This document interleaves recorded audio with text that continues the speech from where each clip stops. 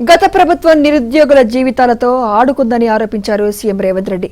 Group 1 పరీక్షా పత్రాలు xerox సెంటర్లలో విక్రయించిన ఘనత వారిదే అన్నారు. చెప్పినట్లు 2 లక్షల రుణమాఫీ చేస్తే ఫామ్ హౌస్ లో ఉన్న వారి గుండెల్లో గుబులు రేగుతోందన్నారు. యువత మొత్తం లక్షలాదిగా రోడ్ల మీదకి వచ్చి ఉద్యమ బాటపట్టి తెలంగాణ రాష్ట్రాన్ని సాధించుకున్నారు.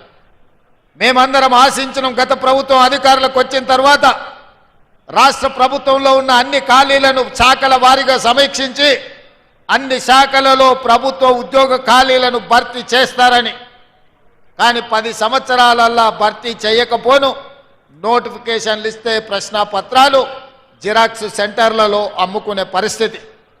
అది గ్రూప్ 1 కావచ్చు, గ్రూప్ 2 కావచ్చు, గ్రూప్ 3 కావచ్చు, గ్రూప్ 4 కావచ్చు, లేకపోతే టీచర్ల నియామకాలు కావచ్చు, పోలీస్ సిబ్బంది నియామకాలు కావచ్చు, పారామెడికల్ సిబ్బంది నియామకాలు కావచ్చు. ఏ రోజు కూడా ప్రభుత్వం చిత్తశుద్ధితో ఏకాగ్రతతో ఈ నియామకాలను చేపట్టన్న ఆలోచన ఆనాడు చెయ్యలేదు. ఐఏఎస్ పొందిన అతి నిరుపేద కుటుంబం నుంచి వచ్చిన ఒక ఐఏఎస్ ఆఫీసర్ బుర్రా వెంకటేశంని 3.5 సంవత్సరాలు ఇంకా ఐఏఎస్ ఉన్నా అతన్ని రోజు పబ్లిక్ సర్వీస్ కమిషన్ చైర్మన్గా ఎందుకు వేసినా అంటే ఈ పరీక్షలను చిత్తశుద్ధితో పారదర్శకంగా నిర్వహించాలని ఒక సీనియర్ ఐఏఎస్ ఆఫీసును ఇవాళ పబ్లిక్ సర్వీస్ కమిషన్ చైర్మన్ చేసిన, గతంలో ఐపీఎస్ డీజీపీ చేసిన అధికారిని వేస్తే ఈరోజు సీనియర్ ఐఏఎస్ అధికారిని వేసిన. మేము పొలిటికల్ రిహాబిలిటేషన్ సెంటర్గా మార్చదలుచుకోలే పబ్లిక్ సర్వీస్ కమిషన్ అంటే. పబ్లిక్ సర్వీస్ కమిషన్ అనేది ఒక ఉన్నతమైన సంస్థ, ఒక ఉన్నతమైన వ్యవస్థ. అక్కడ పనిచేసే వాళ్ళకు చిత్తశుద్ధి ఉండాలి, అవగాహన ఉండాలి, చదువు పట్ల శ్రద్ధ ఉండాలి. నియామకాలు చేపట్టే వాళ్ళను ఇవాళ వాళ్ళు పోటీ పరీక్షలకు ప్రశ్నపత్రాలు తయారు చేస్తే వాళ్ళకి చదువు ఉండాలి.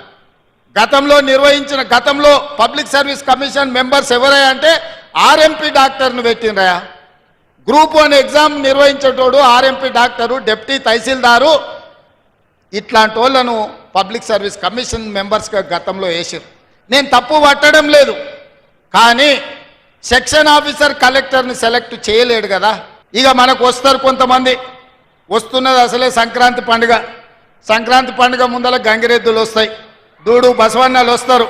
అమ్మకు దండం పెట్టు, అయ్యకు దండం పెట్టు, ఒంగొంగి దండం పెట్టు అని చెప్తారు. జోలేలో బిచ్చం పడంగానే మళ్ళీ దొరకకుండా పోతారు. ఇవాళ వచ్చేటోళ్ళు కూడా సంక్రాంతి పండుగ ముందలొట్టే దూడు బసవన్న లాంటి సన్నాయిలు ఎన్ని ఊదినా, గంగిరెద్దులను తెచ్చి ఎన్ని దండాలు పెట్టించినా వాళ్ళ లక్ష్యమంతా రేపు వచ్చే సర్పంచ్ ఎన్నికలలో ఓట్లే తప్ప రైతుల కష్టాలు కాదు, రైతులను ఆదుకోవాలన్న ఆలోచన కాదు. మీరందరూ రైతుల బిడ్డలు మీ ఇంటికెళ్ళి మీ నాయనని అడగండి, రైతు రుణమాఫీ జరిగిందా లేదా.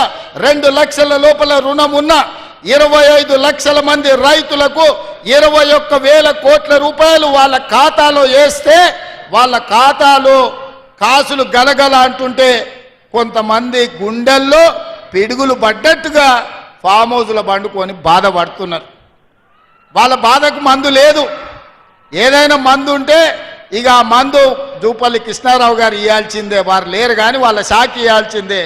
ఎందుకై బాధపడుతురు? రైతులకి ఇవాళ 21,000 కోట్ల రూపాయలు మొదటి సంవత్సరంలోనే 25 లక్షల మంది రైతులకు రైతు రుణమాఫీ చేసినాం. అదే కాదు, రైతు భరోసా సంక్రాంతి పండుగ తర్వాత ఖచ్చితంగా రైతులను ఆదుకుంటాం, రైతు భరోసా ఇస్తామని చెప్పి ఈ ప్రజలకు చెప్పినాం. మా మీద ఉన్న నమ్మకంతో రైతులు ఈరోజు పండుగ చేసుకుంటున్నారు. అంతకుముందు ఊరేసుకుంటే ఊరేసుకున్నట్టే అని చెప్పారు గత